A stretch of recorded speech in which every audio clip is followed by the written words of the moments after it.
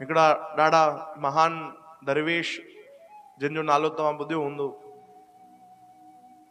ॾाढी उन्हनि जी सुंदर घटना ईंदी आहे, भक्तमाल में भी उन्हनि जा चरित्र लिखियल आहिनि। चओ हरे राम। श्री चैतन्य महाप्रभु जिनखे गौरांग भी चवंदा आहिनि, उन्हनि खूब भक्ति जो प्रचार कयो ऐं उहे भगवान श्री कृष्ण जो ही रूप। श्री चैतन्य महाप्रभु उन्हनि जा कई शिष्य हुया। उन्हनि जो हिकिड़ो शिष्य, शायद उनजो नालो मुरारी गुप्त, चओ हरे राम, न नालो मूंखे चङी तरह यादि कोन्हे, पर जहां तक नालो इहो ई आहे, मुरारी गुप्त। उहो उन्हनि सां गॾु ॾाढो प्रेम कंदा, ॾाढो भाव। चैतन्य महाप्रभु जा जेके भी शिष्य हुया, उहे पंहिंजे गुरु चैतन्य महाप्रभु सां ॾाढो प्रेम कंदा, ॾाढो साह हूंदो पंहिंजे संतनि में, सतगुरनि में, प्राण वसियल हुया सेवकनि जा, एॾो प्रेम हुयो।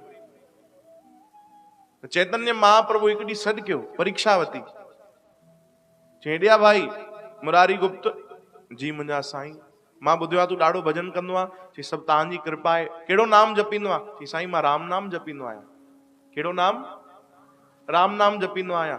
हाणे परीक्षा वरिती महाप्रभु, चयो हिकु कमु कजां, अॼु खां राम नाम न कृष्ण नाम जपजां। चओ हरे राम। छो, छाजे करे, हीअं कीअं? ये अगरि कंहिं सेवक जे मन में अची वई भावना त पोइ उहो अञा अधूरो आहे। हथ जोड़िया, चुपचाप जी सतगुरु चयो। हाणे निरंतर नाम जपींदा, निरंतर। असां वांगुरु थोड़ी देर वारो न, भई कीर्तन भजन करे वरितोसीं अधु कलाक त भारी कोई तीर हलाए वरितासीं। निरंतर नाम जपींदा, राम नाम सां त प्रेम थी वियो, प्राण थी विया राम नाम। हाणे गुरु चयो आहे राम नाम न जपजा, कहिड़ो नाम जपजा? कृष्ण नाम। हालत ख़राब थी वई, ॿिए ॾींहुं सत्संग ते ई न आया। महाप्रभु पुछियो, अरे अॼु मुरारी गुप्त न आयो आहे, छो भला हुनखे ॻाल्हि बुरी लगी छा, नाराज थी वियो आहे छा? काथे आहे भाई, आयो छो न आहे? सेवा में न आयो आहे, सत्संग में न आयो आहे, भक्तिअ में न आयो आहे। तॾहिं ॿिए कंहिं अची करे ॿुधायो, चई साईं तव्हां हुनजे मथां एॾी कठिन परीक्षा वठी वरिती आहे, हुनजी हालत ख़राब थी वई आहे। छो? चई हुनखे एॾो प्रेम राम नाम सां, तव्हां हुनखे चयो आहे कहिड़ो नाम जपजां? कृष्ण नाम। हाणे उहो वीचारो चाहे करे बि उहो कृष्ण चवण तो चाहे, पर राम तो निकिरी चे। पर गुरुअ जी आज्ञा पालन करण जे लाइ ख़बर अथव न छा कयो? छा कयो भाई? महाप्रभु पुछनि था, चवनि था पंहिंजी ज़ुबान खे कल्ह खां पकड़े वेठो आहे, कि हिन ज़ुबान खे एॾी आदत आहे, न चाहे करे बि हर हिकु पल में छा निकिरंदो? छा निकिरंदो भाई? ज़ुबान पकड़े वेठो आहे।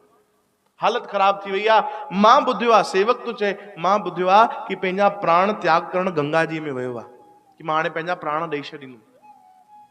महाप्रभु डुकंदा डुकंदा हुनजे घर वटि विया, ॾिठऊं त हालत ख़राब, कोई कई सालनि जो ईअं बीमार जीअं हुजे, उनजी एॾी हालत थी वई, जुबान पकड़े बीठो आहे ॿिनि हथनि खां। महाप्रभु आया ऐं प्रणाम कयो, हुन जेॾी महिल दंडवत, वरी जुबान पकड़े वरिती। महाप्रभु चवंदा, अरे भाई तोखे छा थियो? ये तुंहिंजी कहिड़ी हालत थी वई आहे? एड़ी हालत छा बणाए वेठो आहे? मां ॿुधियो आहे तूं आत्महत्या करण जी कोशिश थो करे। जुबान छॾी, चई प्रभु जी मां तव्हांखे छा ॿुधायां? वरी जुबान पकड़ी, वरी 1 मिंट में छॾे, चई हिन जुबान खे आदत पइजी वई आहे राम नाम जी। वरी जुबान पकड़ी, मां चवण तो चाहियां कृष्ण, पर क बस शब्द निकिरे थो ऐं पाण जो पाण ई राम तो निकिरी अचे, वरी तो मां पकड़े वठां। चई पोइ? चई बस मां जाप नथो करे सघां कृष्ण नाम, पर तव्हांजी आज्ञा त उनखां मथे आहे मुंहिंजे लाइ। चओ जय श्री कृष्ण।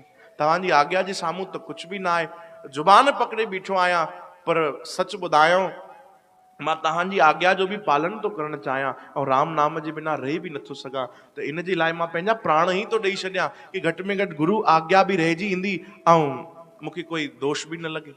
बस मां पंहिंजा प्राण ॾींदुमि, भले नरक मिलनि, कुझु बि मिले, घटि में घटि मां पंहिंजे गुरुअ जी आज्ञा जो पालन कंदुमि, बाक़ी हे मूंखां नथो थी सघे। वरी चई करे वरी जुबान पकड़े वठनि। महाप्रभु जी अखियुनि में आंसू अची विया। गले सां लॻायूं, गले सां लॻायूं, ॿियनि सेवकनि खे सम्झायूं कि ॾिसो भाई, इनखे चइबी आहे भक्ति, कि हिनखे प्राण ॾियण बि सरल था लॻनि, पर राम नाम छॾणु सरल नथो लॻे। चओ हरे राम। प्राण ॾियण बि सरल था लॻनि, कि मां आत्महत्या करे छॾींदुमि, मां छॾे छॾींदुमि संसार, पर मां पंहिंजे गुरुअ जी आज्ञा जे खिलाफ न वेंदुमि, मां राम नाम न छॾे सघंदुमि। एड़ी भक्ति, ये प्रभु जो नाम उन्हनि जे लाइ प्राणनि खां बि वधीक थी वियो। श्री कृष्ण गोविंद, श्री कृष्ण गोविंद। तो भगवान चल असांखे भी अहिड़ो प्रेम ॾियनि, अहिड़ी भक्ति ॾियनि भाई। प्रेम जा जेके लक्षण हूंदा आहिनि भक्तनि जा, भगवान कृपा कनि असांजे अंदर बि उहो भाव अचे कि प्रभु असांजी जेकी भक्ति आहे वो स्वीकार कनि।